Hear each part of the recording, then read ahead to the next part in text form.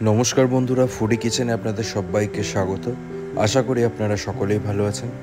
রসমালাই কার না পছন্দ, ছোট থেকে শুরু করে বড় সকলেরই খুবই প্রিয় এই মিষ্টান্ন। আজকে বন্ধুরা আমরা এই রসমালাই রেসিপিটাই দেখে নেব।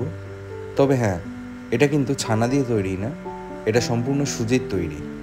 সুতরাং এটা বানাতে সময় লাগে খুবই কম এবং এটা বানানোর পদ্ধতিটাও খুবই সহজ। সুতরাং ভিডিওটা স্কিপ না করে প্রথম থেকে শেষ পর্যন্ত অবশ্যই দেখবেন। রেসিপিটা কিন্তু বেশ মজাদার। আর যদি ভিডিওটা ভালো লাগে লাইক আর কমেন্ট করে আমাদের চ্যানেলটা সাবস্ক্রাইব করবেন। তো চলুন শুরু করা যাক। সুজি রসমালাই বানানোর জন্য একটা ফ্রাই প্যানে নিয়ে নিন 2 টেবিল স্পুন পরিমাণ ঘি। ঘিটাকে প্রথমে গরম করে নিন, তারপরে মিশিয়ে দিন 150 গ্রাম পরিমাণ সুজি। এবারে ঘিয়ের সাথে নেড়েচেড়ে সুজিটা হালকা ভেজে নিন। গ্যাসের ফ্লেমটা লো টু মিডিয়াম রাখবেন এবং সুজির কাঁচা ভাবটা যতক্ষণ না চলে যায় ততক্ষণ একটু ফ্রাই করে নিন। সুজিটা এখানে বেশ ঝরঝরে হয়ে গেছে এবং কাঁচা ভাবটা চলে গেছে। এবারে মিশিয়ে দিন দুধ।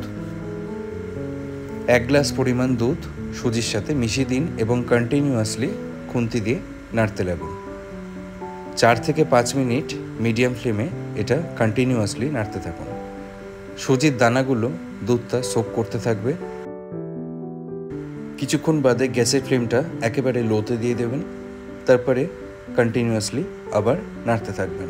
দেখবেন ধীরে ধীরে এটা আটার মতো একটা পেস্টে পরিণত হচ্ছে এবং এটা ততক্ষণ নাড়তে থাকবেন যতক্ষণ না এই পেস্টটা ফ্রাই প্যান ছেড়ে উঠে আসছে।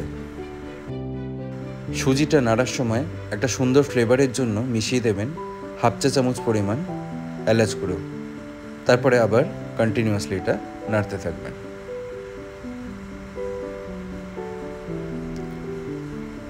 ধীরে ধীরে আপনারা দেখতেই পাচ্ছেন পেস্টটা প্যান ছেড়ে পুরোপুরি উঠে আসছে। এবারে একটা থালা বা একটা পাত্রে এই পেস্টটা তুলে নিন। তারপরে এটাকে নর্মাল টেম্পারেচারে ঠান্ডা করে নেওয়ার জন্য খুন্তি দিয়ে এভাবে ছড়িয়ে দিন। এটা যতক্ষণ না ঠান্ডা হচ্ছে ততক্ষণ একটা কড়াইতে 1 লিটার দুধ নিয়ে নিন।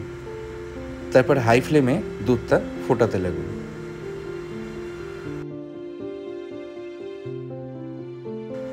হাই ফ্লেমে দুধটা ফোটাতে ফোটাতে কিন্তু আমরা 60% পর্যন্ত কমিয়ে আনব। আর এই দুধটা ফোটানোর সময় দুধেতে মিশিয়ে দিন 1 চা চামচ পরিমাণ এলাচ গুঁড়ো।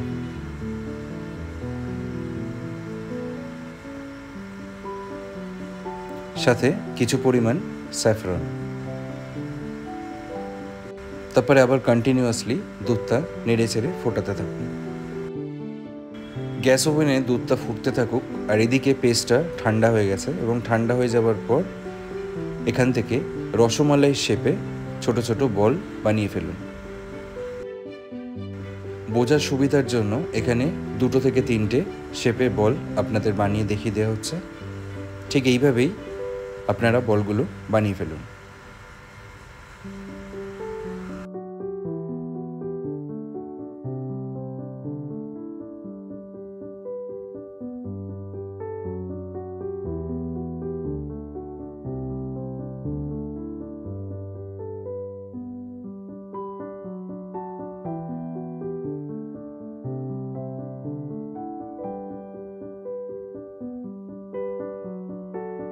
অন্যদিকে দুধটা ফুটতে ফুটতে 40% মতো ডিক্রিজ হয়ে গেছে, অর্থাৎ 60% যেটা প্রথমেই বলেছিলাম আমরা দুধ রাখবো। এবারে স্বাদ অনুযায়ী চিনি মিশিয়ে দিন। আমরা এখানে 1 কাপ পরিমাণ চিনি মিশিয়েছি। আপনারা যদি আরও মিষ্টি খেতে পছন্দ করেন তাহলে আরও খানিকটা চিনি মেশাতে পারেন। এবারে সুজির তৈরি যে বলগুলো আমরা রসমালাই শেপে বানিয়ে রেখেছিলাম সেগুলো এই গরম দুধে ছেড়ে দিন।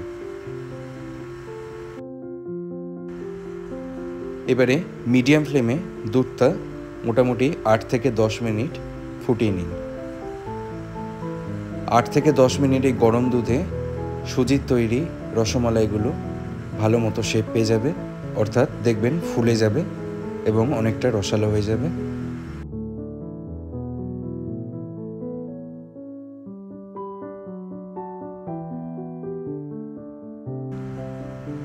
প্রায় 10 মিনিট এটা মিডিয়াম ফ্লেমে ফুটিয়ে নেওয়ার পরে আপনারা দেখতেই পাচ্ছেন রসমালাই শেপগুলো বেশ ফুলে উঠেছে এবং দেখতেও বেশ আকর্ষণীয় লাগছে। ব্যাস এবারে গ্যাসের ফ্লেমটা বন্ধুরা বন্ধ করে দিন, কারণ সুজির তৈরি রসমালাই কিন্তু পারফেক্টলি রেডি হয়ে গেছে। এবারে এটা পুরোপুরি ঠান্ডা না হওয়া অবধি ঢেকে রাখুন। ঠান্ডা হয়ে যাবার পরে এই রসমালাই আপনারা সার্ভ করতে পারেন বা ডাইরেক্ট ফ্রিজেতেও রেখে দিতে পারেন। ঠান্ডা করে সার্ভ করলে এটা খেতে ভালো লাগে। একটা পাত্রে ঢেলে নিয়ে সার্ভ করার আগে কিছু পরিমাণ ড্রাই নাটস আর স্যাফরন দিয়ে এটাকে গার্নিশ করে নেবেন।